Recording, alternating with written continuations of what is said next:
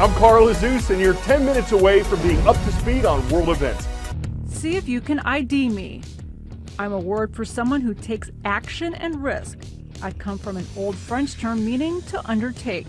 Today, I'm associated with someone who starts a business. I'm an entrepreneur, someone who organizes and manages a business. One such entrepreneur in the African nation of Uganda has a very good problem. There's more demand coming in for what he makes than there is supply of it. We're talking about paper bags, something we all use and probably don't think much about. But what started out as a simple product made on a small scale is opening up some big dreams for its founder. Just 21 years old, Andrew Mukuya is the founder of Yeli, the first Ugandan registered company to produce paper bags. His business is housed here in Kasokoso, a slum just outside Kampala's bustling city center. In this small space, his employees turn out tens of thousands of paper bags each week. The work is done by hand. His brand stands for Youth Entrepreneurial Link Investments, a project launched as a teenager in high school after learning about the hazards of plastic bags. A paper bag is eco-friendly, it can easily decompose. Then if you just pour water on it, it can easily decompose. But plastic bags take too long. So that's the difference. Uganda and other East African countries have attempted to ban plastic bags to curb environmental damage. They are still used in the country and often collect in heaps on the side of the road. But Andrew believes Ugandans will eventually choose paper over plastic. He even plans to build a recycling operation. My plan is to recycle paper because it is cost effective and it saves the environment. For now, he gets his paper from Kenya. We buy it in these sizes and then we cut it. Each team member specializes in one step of the process. One of the biggest challenges Andrew's startup faces right now is supply and demand. He's getting too many orders and his team cannot keep up. I'm only able to supply 5% of the demands I have. It's a problem, he says, most clients understand, and a push for Andrew to keep thinking big. So I believe it is just the start. Time for this shout out. Which of these words is a synonym for morality? If you think you know it, shout it out. Is it vitriol, rectitude, mortality, or acrimonious? You've got 3 seconds. Go. Call it rectitude, morality, or virtue, but it all has to do with choosing right over wrong. That's your answer, and that's your shout out. If you've spent any time around babies, so we're talking children 3 to 6 months in age, you know they can express themselves, smiling when happy, crying when, well, whenever. But do they know right from wrong, good from bad? Do babies have a sense of morality? A scientist at Yale University says psychologists have long felt that babies knew nothing in that area. One study is changing that, but there's a caveat. These babies at Yale University's Infant Cognition Center are here to watch a puppet show. A show designed to illustrate examples of good and bad behavior. Watch as this puppet struggles to open a box. Green bunny is nice and helpful. Then an orange bunny comes along and slams the box shut.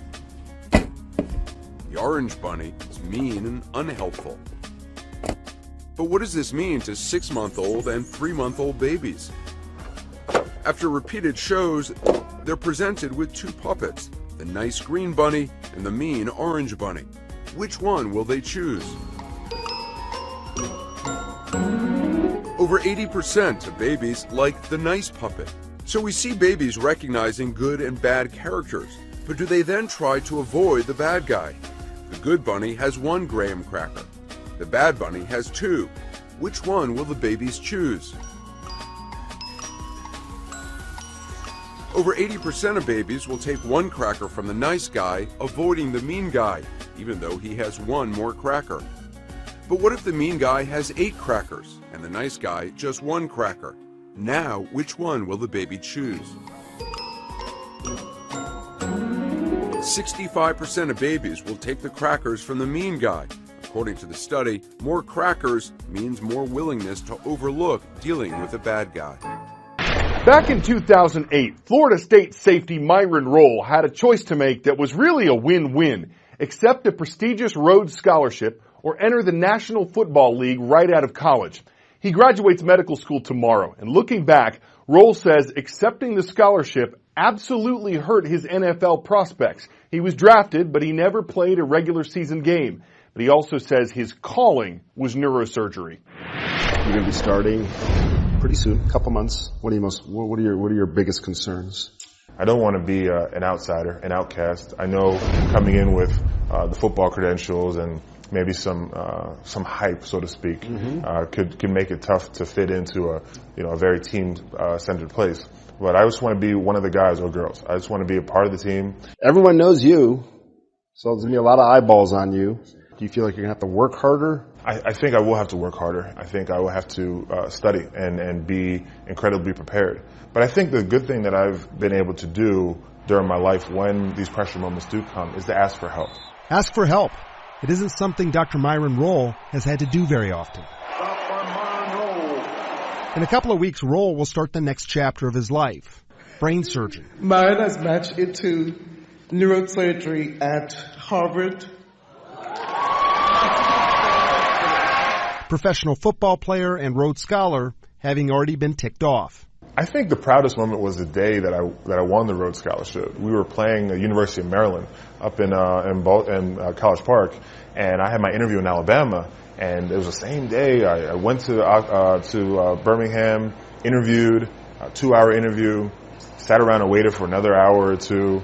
The judges came out and said that I won the scholarship. That's incredible. I got a quick interview and got on a plane from Alabama to Maryland, got to the game around the second quarter, got my pads on, my parents were there, got standing ovation, we won big, my teammates doused me with water. It was a big day. Which one gets you more excited? I mean, when you had a big game day, you're putting on your gear and all that sort of stuff, or when you're scrubbing up for a big operation, your hands are at the sink? Oh, that's tough. Well, right now, certainly scrubbing in. I mean, if you asked me that when I was 21, definitely playing football for sure. It's exciting. I mean, both are, I felt the same rush. I felt the same excitement. I felt the same sort of intensity in both atmospheres. You have to perform. You have to prepare. You have to strategize. You have to communicate. You know, a lot of the same elements go into it. I pray, I listen to music, I try to get myself ready to go, and it's exciting. It's super thrilling. So you're saying because I do my prep before surgery, it's kind of like I'm in the NFL.